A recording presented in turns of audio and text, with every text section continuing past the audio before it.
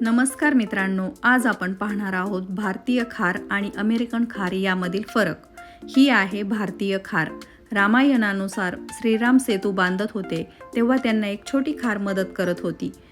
श्रीरामांनी तिचे काम पाहिले आणि त्यांनी तिच्या पाठीवर हात फिरवला म्हणून तिच्या अंगावर असे पट्टे पडलेले आहेत। ही अमेरिकन खार आहे।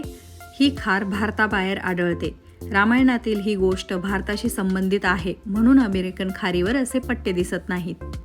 सोप्या भाषेत सांगायचे झाले तर ही एक पौराणिक गोष्ट आहे। खऱ्या विज्ञानानुसार वेगवेगळ्या देशात वेगवेगळ्या प्रकारच्या खारी असतात। पुढे पाहूयात भारतीय खार आणि अमेरिकन खार यामधील फरक। भारतीय खार आकाराने लहान असते, पाठीवर पांढरे पट्टे असतात। तसेच ही खार खूप चपळ असते आणि झाडांवर तसेच घराजवळ दिसते।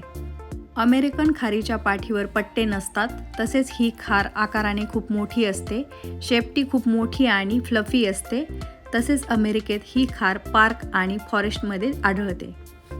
तर मित्रांनो, तुम्हाला ही माहिती आधी माहीत होती का? कमेंटमध्ये नक्की सांगा आणि जाता जाता या अमेरिकन खारीचा व्हिडिओ पहा।